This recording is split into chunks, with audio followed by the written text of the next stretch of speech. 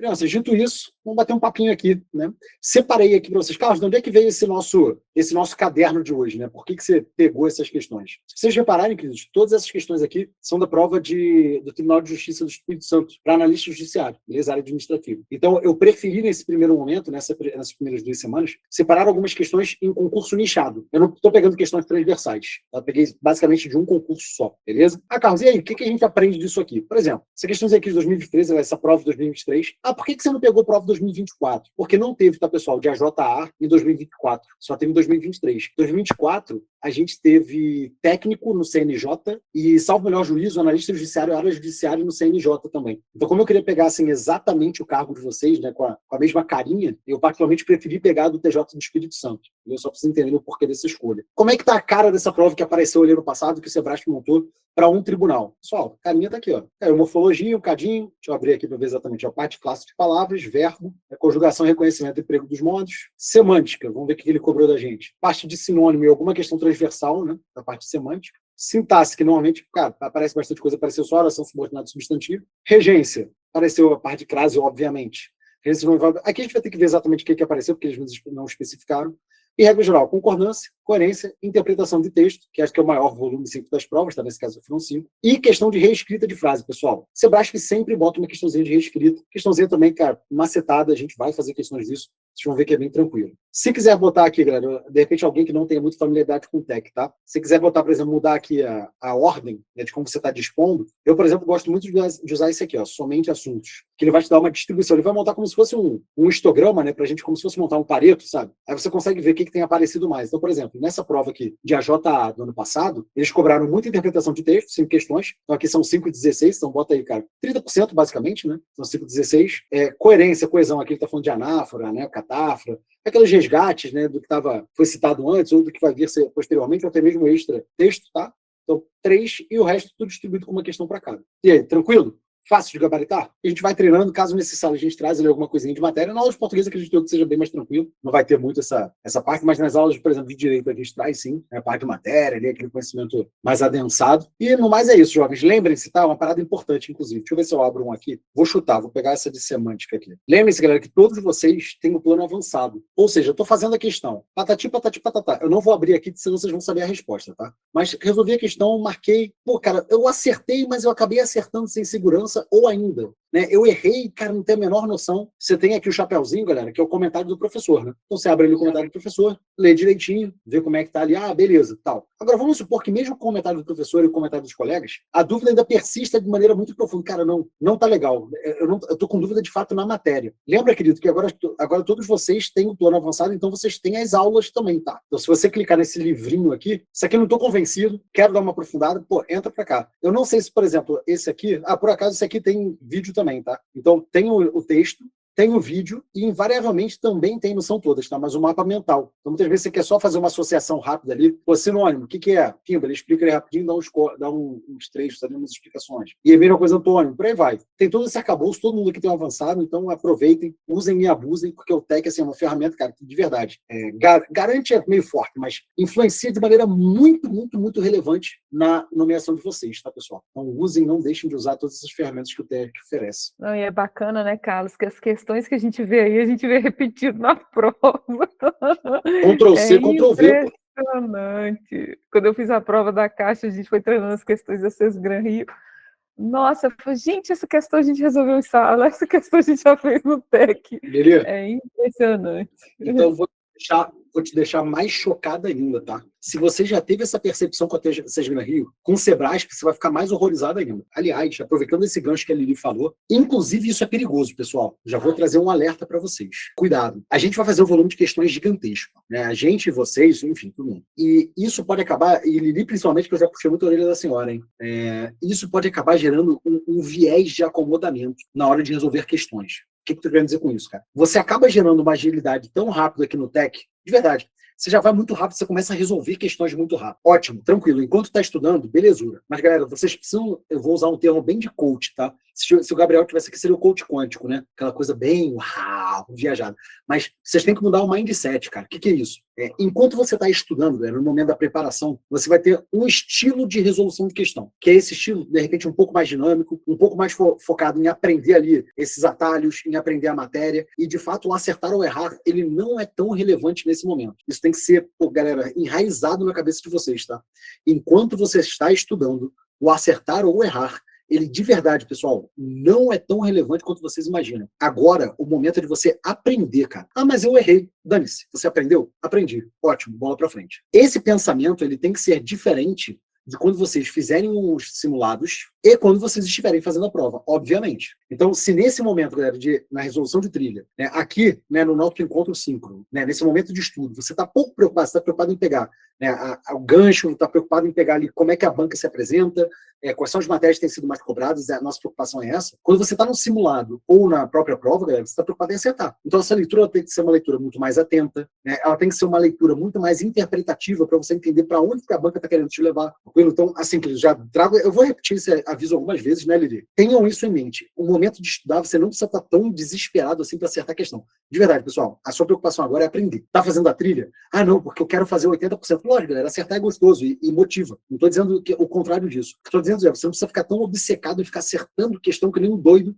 enquanto você está estudando. Estudar é o momento de aprender, de você pegar os atalhos, de você pegar, né, a manha de resolver questão. O que o Google Drive está me avisando aqui? Arquivos não sincronizados. Tá bom. Estamos juntos, queridos? Tudo bem? Falem comigo, verbalizem. Eu concordo aí com o que o Carlos comentou, porque eu fiz muita questão estudando para o CNU, e foi um erro que eu fiz, foi pegar vários cadernos que tinham as mesmas questões, às vezes. Então, eu não estava fazendo mais questões, eu estava fazendo as mesmas, que às vezes eu tinha só a resposta decorada, eu não precisava nem ler. Eu olhava as alternativas e sabia qual era a resposta que eu tinha que colocar e seguia para a próxima, e parecia que eu estava fazendo muita coisa, que na verdade não era. Isso é perigosíssimo, Felipe. Isso é perigosíssimo, cara. Por isso que eu vou chamar sempre, alertar vocês. Cara, tenham essa separação na mente de vocês, assim, de momento de estudar, o momento de simulado, o momento de prova, e mesmo no momento de estudo, cara, vocês detectarem, quando vocês estiverem ali fora, isso vai ser um tempo que a gente vai repetir bastante, fora do momento presente, né? Então a gente vai ter a meditação ali para ajudar vocês, mas quando você estiver descolado do momento presente, é bom você voltar a sua atenção, né, para ler a questão direitinho. Bom, crianças, dito isso, vamos cair agora, botar a mão na massa de fato, tá? A ideia aqui, pessoal, sem o que sobrar, obviamente, vocês vão fazer, mas eu separei a provinha inteira, tá, do TJ do Espírito Santo, para vocês fazerem depois. Então, se a gente não terminar a prova, o que sobrar, vocês façam para o obséquio. Crianças, eu chamo de crianças porque vocês são minhas crianças, são meus pupilos, sem nenhum tipo de maldade no coração.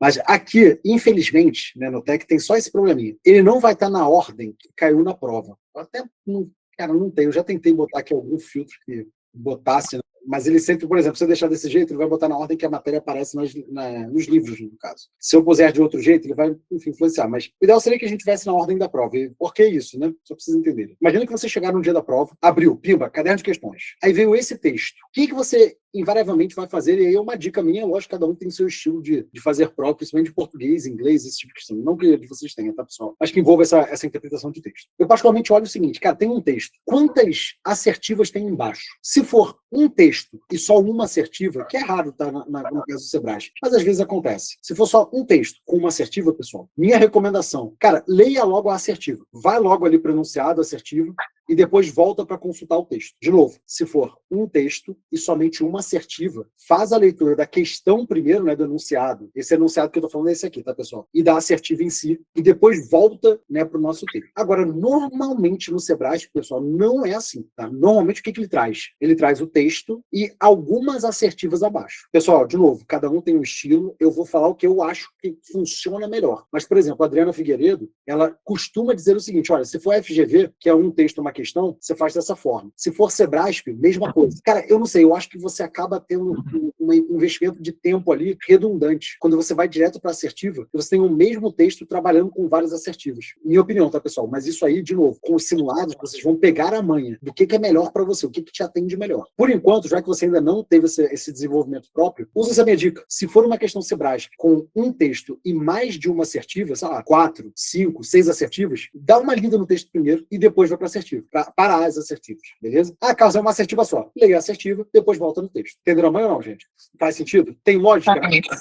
Bom, nesse caso aqui, crianças, eu não sei se a próxima questão vai estar... a próxima questão, pessoal, é do mesmo texto, tá vendo? Ó, apropriação colonial das terras indígenas. A outra questão também é de apropriação colonial das terras indígenas. A outra questão também é de apropriação colonial das terras indígenas. A outra questão também é de apropriação colonial das terras indígenas. Também, cara, ou seja, tem 6... 7, 8, 9, 10, 11, 12, 13, 14, 15, 16 questões com o mesmo texto, cara. Vai ter que acabar lendo esse trem, não vai ter jeito. Não. Mas esse é o ponto, Lili, entendeu? Se eu já sei que tem uma cacetada de assertivo lá embaixo, cara, eu leio logo esse trem, pô.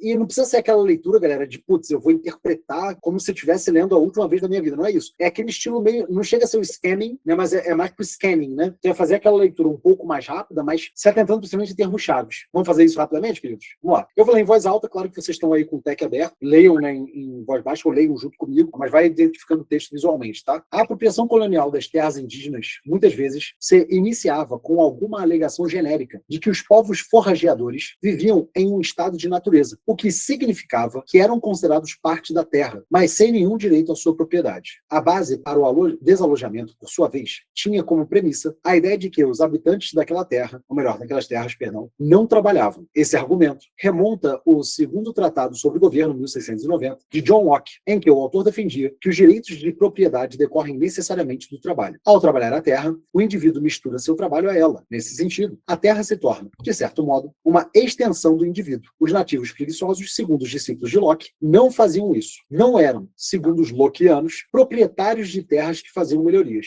Apenas as usavam para atender às suas necessidades básicas com o mínimo de esforço. James Tully, uma autoridade em direitos indígenas, aponta as implicações históricas desse pensamento. Considera-se vaga a terra usada para a caça e a coleta. E, se os povos aborígenes tentam submeter os europeus às suas leis e costumes, ou defender os territórios que durante milhares de anos tinham erroneamente pensado serem seus, então são eles que violam o direito natural e podem ser punidos ou destruídos como animais selvagens. Da mesma forma, o estereótipo do nativo indolente e despreocupado, levando uma vida sem ambições materiais, foi utilizado por milhares de conquistadores, administradores de latifúndios e funcionários coloniais europeus na Ásia, na África, na América Latina e na Oceania, como pretexto para obrigar os povos nativos ao trabalho, com meios que iam desde a escravização pura e simples ao pagamento de taxas punitivas, corveias e servidão por dívida. Dica rápida, pessoal. Sempre leiam a fonte. Sempre leiam a fonte. Ah, mas por quê? Lê. Lê porque muitas vezes você acaba respondendo a pergunta só com a fonte. O Despertar de Tudo, uma nova história da humanidade, São Paulo, Companhia das Letras, de 2022, beleza. Então, depois desse textinho, acerca dos sentidos e dos mecanismos de coesão empregados no texto Patati Patatá, julgue o item seguinte. Infere-se do primeiro parágrafo, especialmente por causa do emprego da forma verbal, defendia, terceiro período, que John Locke desistiu de defender os direitos de propriedade. Crianças, outro parênteses, tá? Isso aqui também é... Vocês não podem, como é que eu posso dizer? Se acostumar mal. No TEC, em algumas questões, eles marcam a palavra. E por que eu falo se acostumar mal? Porque na prova não vai estar marcado. Então, vocês têm que aprender a achar ali um endereço, né? Por exemplo, aqui ele falou infere-se do primeiro parágrafo e ele falou terceiro período. Então, você tinha que saber lá, ó, primeiro parágrafo é esse cara aqui, né? Terceiro período, vamos ver, ó. Primeiro período. Caraca, primeiro período é do tamanho de um planeta, né? Não façam isso na sua redação, hein? Pelo amor de Deus. Primeiro período, segundo período tá aqui, termina aqui. Terceiro período, termina aqui. Então, se fosse lá na hora da prova, queridos, você identificar, né? Primeiro parágrafo. Termo defendia no terceiro período, tá aqui o termo defendia, ó. Então, vamos ler rapidamente aqui esse período, ó. Esse argumento remonta ao segundo Tratado sobre o Governo, 1690, de John Locke, em que o autor defendia que os direitos de propriedade que decorrem necessariamente do trabalho, aliás, desculpa,